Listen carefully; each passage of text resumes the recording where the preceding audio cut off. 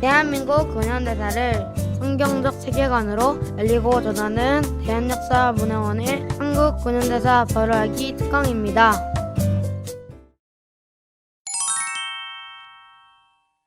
조선에 온 선교사 네 번째 이야기.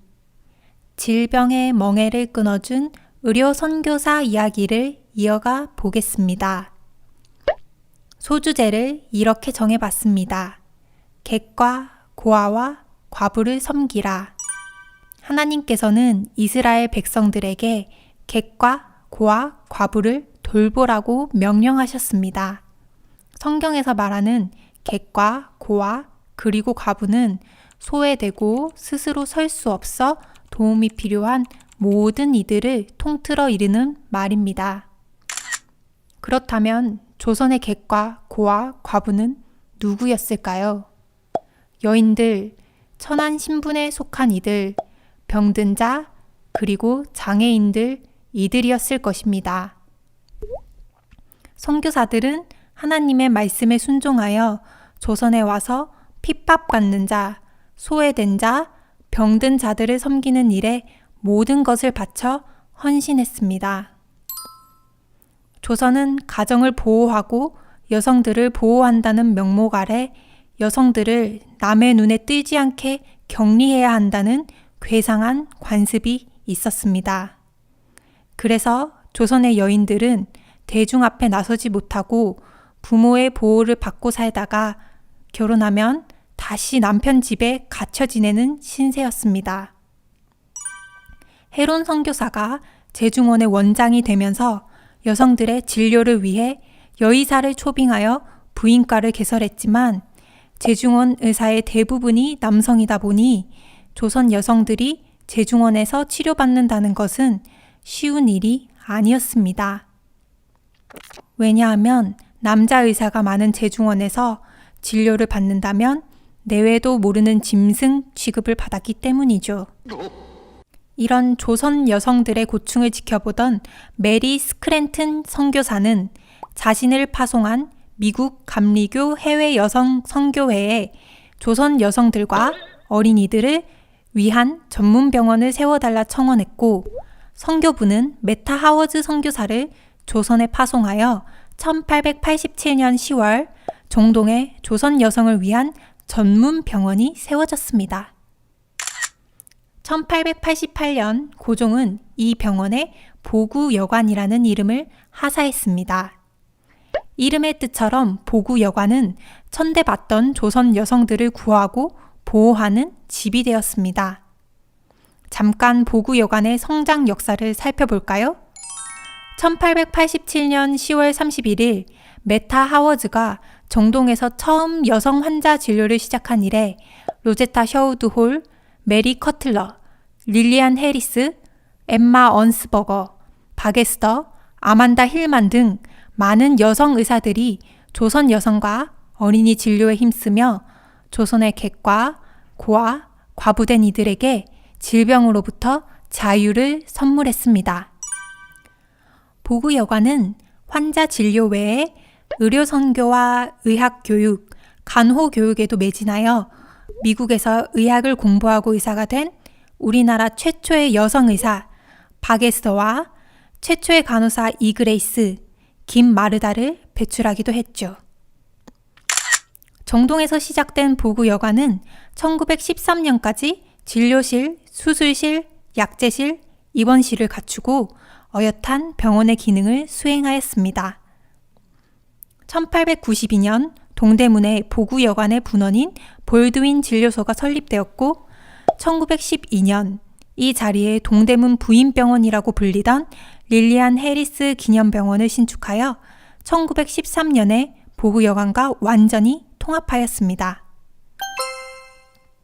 동대문 부인병원은 해방 이후 이화여자대학교 의과대학 부속병원이 되었고 2008년 이대 목동병원과 통합되었습니다. 다시 보구여관의 시작으로 돌아가서 이야기를 해볼까요? 메타 하워즈 선교사는 보구여관에서 수많은 조선 여성과 어린이를 치료했습니다. 그렇게 밤낮을 가리지 않고 환자를 돌보던 메타 하워즈 선교사는 1889년 건강이 악화되어 조선을 떠나지 않을 수 없었습니다. 그리고 그들을 이은 보구 여관의 여의사가 로제타 셔우드 홀 선교사입니다. 1890년 10월 13일 제물포에 로제타 셔우드 선교사가 도착했을 때 그녀는 아직 홀이라는 성을 쓰지 않을 때였습니다. 홀은 결혼 후 가지게 된 성이죠. 그녀는 미국 감리교 해외 여성 선교회의 파송을 받은 의료 선교사였습니다. 로제타 셔우드 선교사는 서울에 도착한 다음 날인 10월 14일 바로 첫 진료를 시작했습니다. 로제타 셔우드 선교사는 진료를 시작하고 3년 동안 1,400가지나 되는 질병을 치료했다고 합니다.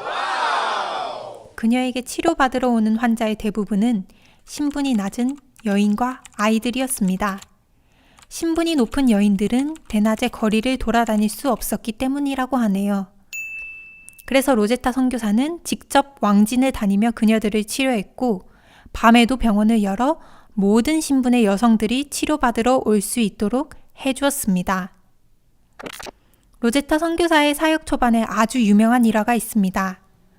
어느 날 화상으로 손가락 3개가 손바닥에 붙은 16살 소녀가 찾아왔습니다.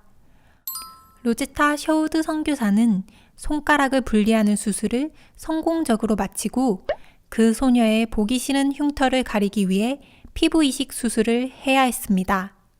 환자의 몸에서 피부를 떼어내야 하지만 소녀는 이해하지 못했고 로제타 셔우드 선교사는 자신의 피부를 떼어 소녀의 피부에 이식해 주었습니다. 선교사의 그 놀라운 행동을 본 주변 사람들까지 기꺼이 자신의 피부를 내주어 이 소녀는 무사히 치료를 받았고 태어나게 되었지요. 그리고 얼마 후 비가 몹시 많이 내리던 밤, 한 남성이 보구 여관에 찾아와 부인을 위해 약을 지어달라고 요청했습니다. 알고 보니 부인은 아주 위독한 상태였던 것이죠. 로제타 선교사는 즉시 그의 집으로 가려고 일어섰습니다. 남자는 놀랐습니다. 비가 이렇게 많이 내리는 밤에 로제타 선교사가 자기 집으로 함께 가줄 것이라고는 상상도 못했기 때문이죠. 그때 병원 일을 돌봐주던 남자 직원 귀수가 이렇게 말했습니다. 조선 여인에게 자신의 피부까지 떼어준 의사인데 이 정도 비 때문에 왕진을 안 가겠는가? 라고 말입니다. 로제타 셔우드 선교사는 하나님의 부르심에 순종하여 의술을 통해 조선 여성을 구하고 돌보는 일에 모든 것을 바친 하나님의 신실한 종이었습니다. 그녀는 이화학당의 학생 중 2명을 진료를 돕도록 훈련시켰습니다. 한 아이는 일본 소녀 오아카, 한 아이는 조선 아이 점동이었습니다. 로제타 선교사는 이 2 소녀를 자기 일만 돕게 하려고 훈련한 것이 아니었습니다.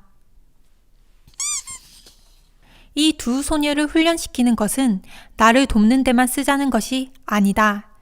그들의 시야를 넓혀 장래에 쓸모 있는 사람이 될 수 있도록 하는 것이다. 정말 로제타 선교사의 바람대로 조선 아이 점동은 우리나라 최초의 여의사 박에스더가 되었습니다. 점동은 세례를 받고 에스더라는 이름을 받게 됩니다. 에스더는 조선의 풍습에 따라 일찍 결혼하고도 로제타 홀 선교사와 함께하며 사역을 도왔습니다. 1891년 12월 15일 로제타 셔우드 선교사의 약혼자 윌리엄 제임스 홀 선교사가 조선에 왔습니다. 그 역시 조선을 위한 의료 선교사로 파송을 받아 온 것입니다. 이듬해인 1892년 6월 2 사람은 부부가 되었습니다. 1893년 11월 홀 부부의 아들 셔우드 홀이 서울에서 태어났죠. 이 아이는 장차 자라서 조선의 결핵 퇴치를 위해 헌신한 선교사가 되었습니다. 홀 부부는 함께 사역하지 못하고 제임스 홀 선교사는 평양으로, 그리고 로제타 홀 선교사는 서울에서 각자에게 맡겨진 사역을 충실히 감당하게 됩니다. 1894년 5월 8일 로제타 셔우드 선교사는 남편이 있는 평양으로 그의 사역지를 옮겼고 그 길은 에스더 부부도 함께 했습니다.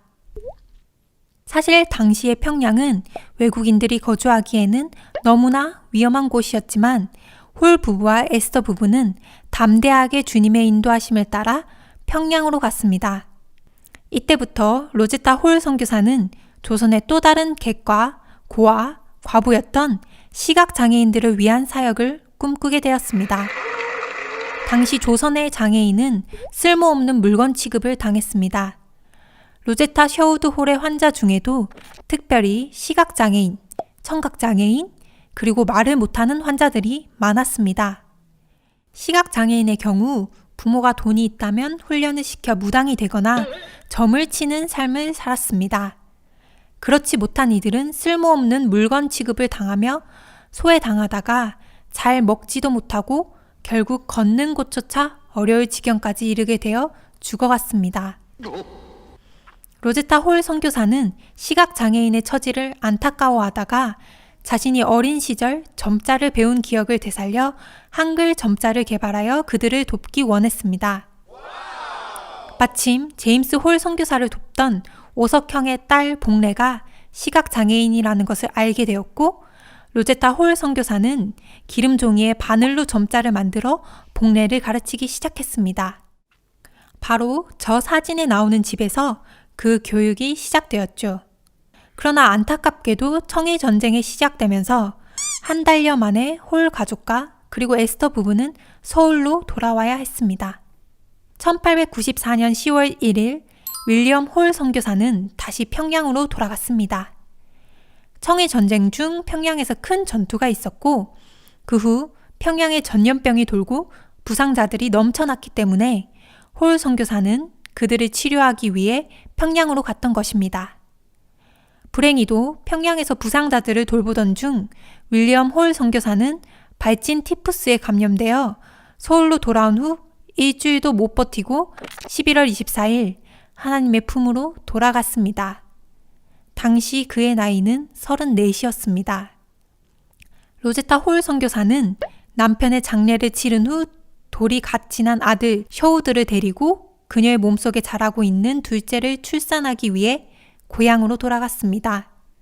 그녀의 귀향길에는 에스더 부부가 동행했습니다. 로제타 홀 선교사는 1895년 1월 14일 고향집에 도착했고 나흘 후 딸 이디스를 낳았습니다. 그리고 로제타 홀 선교사는 두 아이를 데리고 평양으로 돌아올 준비를 했습니다. 로제타 홀 선교사는 평양으로 돌아올 준비를 하면서 두 가지를 마음에 품었습니다. 평양의 남편을 기념하는 기홀병원을 짓는 것과 한글 점자를 개발하는 것이었죠. 그래서 그녀는 한글 점자 개발을 위해 체계적인 공부를 했고 2년 뒤인 1897년 11월 두 아이와 함께 조선으로 돌아왔습니다. 그 무렵 박에스더는 미국 볼티모어 여자의과대학, 지금의 존스 홉킨스 의과대학에 입학해 의학을 공부하고 있었습니다. 그녀의 남편 박유사는 그녀의 뒷바라지를 했죠. 1898년 5월 1일 로제타 선교사는 다시 평양에 돌아왔습니다. 그런데 이 질로 딸 이디스를 잃게 되었습니다. 로제타 홀 선교사는 아픔을 잊기 위해 곧바로 진료소를 열었습니다. 개원 직전 평양 감사 부인을 치료해준 덕에 평양 감사는 그 병원에 광해여원이라는 이름을 지어주었고 후에 기홀병원과 광해여원이 통합돼 평양연합기독병원이 되었습니다. 로제타는 이 병원에 이디스를 기념하는 어린이 병동을 추가로 건립했고 이곳에서 시각장애인을 위한 교육도 시작했습니다. 겨울 동안 서울에 머물며 초급 한글 교리서 등을 점자 교재로 만들어 평양에 다시 돌아왔고 오지를 돌며 환자들을 돌봤습니다. 로제타 선교사는 복례를 다시 만나 그녀가 만든 교재로 점자 교육을 시작했고 점자로 성경을 읽게 된 복례는 성경에 자신과 같은 장애인들이 고침을 받는 이야기를 읽으며 감동을 받아 우리나라 최초의 특수 교육교사가 되었습니다. 로제타 선교사의 이 특수 교육은 곧 평양의 소문이 파다해졌고 맹인 소녀들이 몰려들었습니다. 로제타 선교사는 이디스 마가렛 병동에 특별 교실을 열어 이들을 가르쳤고 1903년 평양 여맹학교가 탄생하게 되었습니다. 그 후로 로제타 선교사는 시각장애인뿐만 아니라 말 못하는 이들과 청각장애인까지 받아들여 농아교육을 시작하고 학교 이름을 평양여맹학교에서 평양맹아학교로 바꾸고 장애인을 위한 교육을 발전시켜 조선의 객과 고아, 과부인 이들을 섬긴 특수교육의 어머니였습니다. 로제타 선교사는 여의사를 양성하기 위해 1912년 광해여원 안에 실습을 병행하며 의학 강습반을 열었습니다. 그리고 이들을 의전에 입학시키려 애를 썼으나 세브란스 의전에서조차 여학생 입학을 거부했다고 합니다. 로제타 선교사는 여자 의학 전문학교를 만들기로 하고 한국인 의사들을 설득했습니다. 그리하여 1928년 조선 여자의학 전문학교 창립을 발기한 것입니다. 이 학교가 발전을 거듭하여 현재 고려대학교 의과대학이 되었죠. 잠시 로제타 선교사의 제자이자 자매로서 함께 사역한 박에스더 이야기를 해볼까요? 박에스더는 의학 공부가 끝나갈 무렵인 1900년 폐결핵으로 남편을 잃었습니다. 그리고 몇 주 후 의과대학을 졸업해 한국 최초의 여의사가 되었죠. 엄밀히 말해 남녀를 통틀어 우리나라의 최초 의사가 된 것입니다. 박에스더는 그해 5월 미 감리교 해외 여성 선교회에 의료 선교사로 파송을 받아 고국 조선으로 돌아왔습니다. 그리고 보구 여관에서 평양에서 자신이 누린 자유를 조선 여인들에게 헌신적으로 나누며 봉사하다가 1910년 4월 폐결핵으로 세상을 떠났습니다. 이 일은 홀 선교사의 가족에게 너무나 큰 충격이었고 슬픔이었습니다. 구한말 조선의 또 한 부류의 객과 고아, 과부는 바로 결핵 환자였습니다. 구한말 당시 5명 중 1명이 결핵에 걸렸다고 합니다. 이렇게 많은 사람이 걸리는 병이지만 약도 없고 고칠 방법이 없는 불치병이었습니다. 그래서 결핵에 걸리면 내가 벌을 받아 이 병에 걸렸구나 라고 두려워하며 무속의 힘을 빌려 결핵에서 벗어나려 하거나 체념하고 삶을 포기하는 경우가 많았습니다. 결핵으로 자신이 사랑하는 이모 에스더를 잃게 된 로제타의 아들 윌리엄 셔우드 홀은 자신의 이모를 빼앗아간 결핵을 조선에서 퇴치하는 일에 앞장서기로 결심했습니다. 반드시 폐결핵 전문의가 되어 조선에 돌아올 것과 결핵 요양원을 세우기로 결심한 것입니다. 그러나 그는 이 모든 일이 자신의 의지가 아닌 하나님의 인도하심이라는 것을 알고 있었습니다. 윌리엄 셔우드 홀은 서울에 태어나 평양에서 교육을 받고 미국으로 가 대학 과정을 공부했습니다. 그리고 캐나다로 가서 토론토 의과대학을 졸업하고 다시 미국으로 가서 뉴욕 롱아일랜드의 홀츠빌 서퍼크 결핵요양소에서 결핵을 전공한 후 1925년 8월 미국 감리회 의료선교사로 임용되어 1926년 4월 19일 아내 메리언 홀과 함께 조선으로 돌아왔습니다. 셔우드 홀과 메리언 홀 부부는 셔우드 홀의 오랜 소망대로 조선의 결핵 퇴치를 위해 1928년 황해도 해주에 결핵만을 치료하기 위한 해주 구세 요양병원을 세우고 조선 결핵 퇴치를 위해 그들의 젊음을 다 바쳤습니다. 이 결핵 요양원을 통해 절망에 빠져 살던 조선의 객과 고아, 과부였던 결핵 환자들에게 희망의 빛이 비치기 시작했죠. 셔우드 홀 부부는 조선에서 폐결핵 퇴치를 위해 조선 사람들이 결핵에 지지 않고 병과 싸워 이길 수 있도록 계몽운동을 펼쳐나갔습니다. 그들의 그 노력이 얼마나 놀라운 열매를 맺어가는지는 해주 구세 요양병원의 10주년을 맞이하여 홀 선교사에게 보내온 축하 편지를 보면 잘 알 수 있습니다. 친애하는 닥터 셔우드 홀, 선생님은 성스럽고 훌륭한 일을 시작하셨습니다.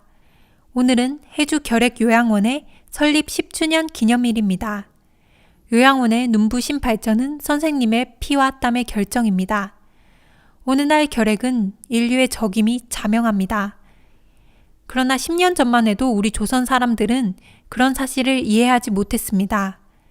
선생님께서 요양원을 설립하신 후로 환자들이나 일반 대중이 결핵에 대한 지식이 모자라 병마와 싸우는데 많은 어려움이 있었던 걸로 압니다. 선생님은 결핵에 걸려 깊은 절망에 빠졌던 많은 사람을 치료하셨습니다. 선생님은 병을 고쳐주셨을 뿐만 아니라 결핵 예방운동을 시작하셨고 결핵퇴치협회의 지도자로 훌륭한 역할을 하셨습니다. 선생님께서 생애의 황금기를 이 사업을 위해 바치셨기에 많은 사람이 행복을 찾을 수 있게 되었습니다. 선생님의 사랑은 태산보다 높고 황해보다 깊습니다. 영광스러운 10주년 기념을 맞이하여 선생님으로부터 은혜를 입은 저희들은 감사한 마음을 금치 못합니다. 이제 저희의 마음을 표시하고자 작은 선물을 올립니다. 저희의 성의를 기억하는 뜻으로 이 선물을 받아주시면 저희들은 최고의 영광으로 알겠습니다. 셔우드 홀 부부가 얼마나 많은 헌신을 했는지 알 수 있는 감동의 편지입니다. 뿐만 아니라 셔우드 홀 선교사는 조선의 결핵 환자 치료를 위한 기금을 마련하기 위해 1932년 크리스마스 시를 발행하여 결핵 환자를 도왔습니다. 1940년 일제는 제임스 셔우드 홀 선교사에게 간첩 죄를 씌워 추방했습니다. 홀 선교사는 부산항을 통해 조선을 떠났습니다. 그날 홀 선교사 가족은 부산항에서 조선의 자유로운 그날을 기대하며 태극기를 펼쳐 나뭇가지에 걸고 조선 만세를 외쳤다고 합니다.